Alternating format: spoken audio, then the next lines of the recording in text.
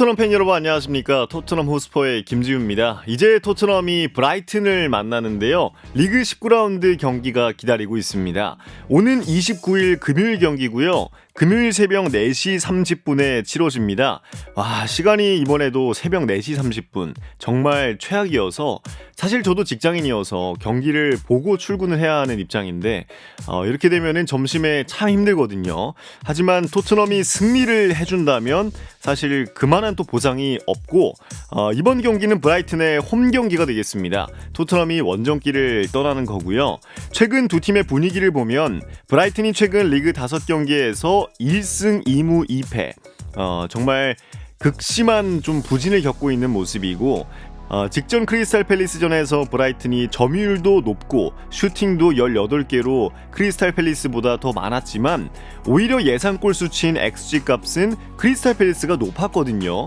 그래서 참 효율 떨어지는 공격을 보여줬던 브라이튼의 직전 경기였습니다. 이렇게 어려운 시간을 보내고 있는 브라이튼, 리그 9위에 자리하고 있고요. 자, 그리고 우리의 토트넘은 최근 리그 5경기에서 3승 1무 1패 3연승을 기록하고 있고요. 직전 에버튼전에서 조금 어려운 경기를 치르긴 했지만 승점을 그래도 3점을 챙기면서 다시 리그 4위권으로 진입한 상황입니다. 분위기는 뭐 굉장히 좋은 상황이고요. 최근 3경기 양 팀의 상대 전적을 보면 토트넘이 2승 1패로 우세한 상황입니다. 올 4월에 있었던 직전 경기에서 2대1로 토트넘이 승리를 챙긴 바가 있고요. 당시 그 경기에서 손흥민 선수와 해리 케인 선수의 득점에 힘입어서 한 골차 승리를 챙겼던 토트넘입니다. 자, 브라이튼이 토트넘을 마지막으로 이겼던 적을 살펴보니까 2022년 4월 16일 경기에서 당시 트로사르의 득점으로 승리를 했던 브라이튼이고요. 1년하고 약 8개월 정도 지났네요. 어느 정도 좀 많이 시간이 흘렀고 이제 이 브라이튼과 토트넘의 양 팀의 최다 득점자를 좀 비교해 보려고 하는데요. 먼저 토트넘은 손흥민 선수가 되겠습니다. 11골을 기록했고 퍼거슨은 6골을 기록했습니다. 약 2배 정도 득점 수가 차이가 나는 상황이고 사실 브라이튼의 퍼거슨이 리그 초반에 좀 몰아치는 모습을 보이면서 화제가 되기도 했었는데 그 이후에는 좀 출전 시간 좀 부상도 있으면서 잠잠해진 모습이고요. 이 두 선수의 XG 값을 보면 득점 수와 비슷하게 차이도 2배 정도 납니다. 손흥민 선수가 앞서 있고 어시스트도 손흥민 선수는 4개, 퍼거슨은 하나도 없습니다. 손흥민 선수가 우세하고요. 퍼거슨이 유일하게 앞서는 수치는 경기당 유슈팅 수치지만 출전 시간 면에서 압도적으로 손흥민 선수가 많기 때문에 유의미한 수치라고 보기는 조금 어렵긴 합니다. 최다 득점자들끼리 비교지만 사실 손흥민 선수와 퍼거슨 선수를 비교하기에는 좀 무리가 있어 보이긴 하고요. 자, 이제 양 팀의 올 시즌 리그 기록을 한번 살펴보겠습니다. 경기당 득점과 실점 면에서 모두 토트넘이 유리한 수치를 보여주고 있고요. 특히 브라이튼의 경기당 실점률은 리그 하위권의 수치입니다. 많은 실점을 하고 있는 올 시즌의 브라이튼인데요. 또 하나 눈에 띄는 점이 올 시즌 아직까지도 클린시트가 없는 브라이튼이거든요. 수비가 정말 불안하다는 것을 한눈에 볼 수 있는 통계표가 되겠고요.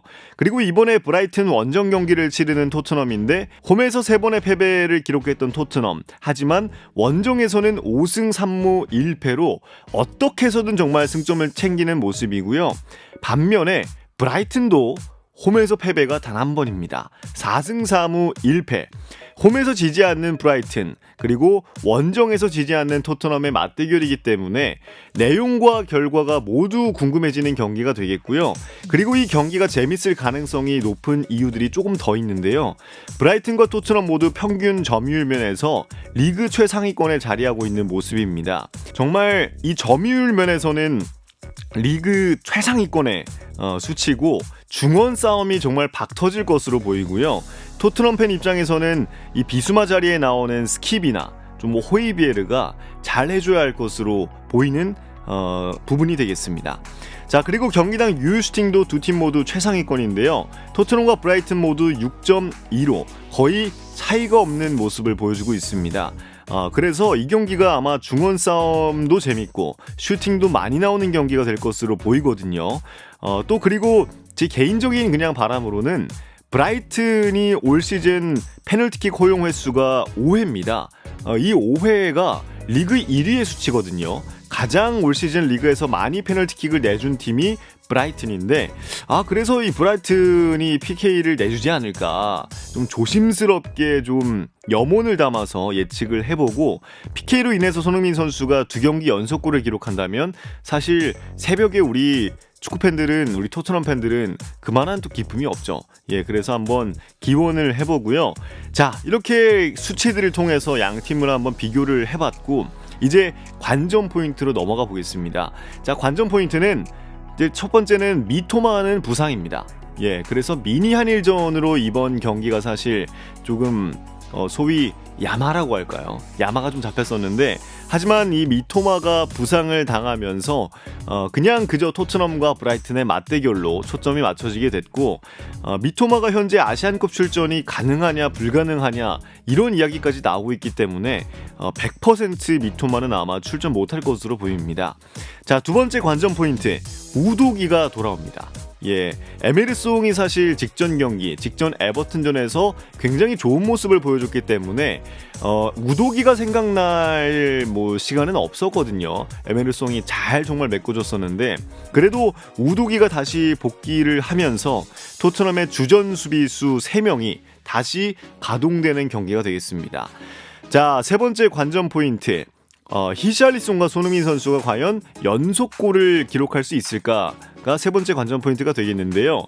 3경기에서 4골을 몰아치고 있는 히샬리송입니다.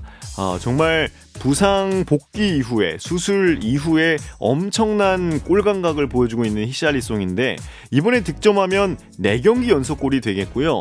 그리고 손흥민 선수가 만약에 득점하면 2경기 연속골이 되겠습니다. 자, 그리고 마지막 관전 포인트, 토트넘이 과연 4연승을 기록할 수 있을까?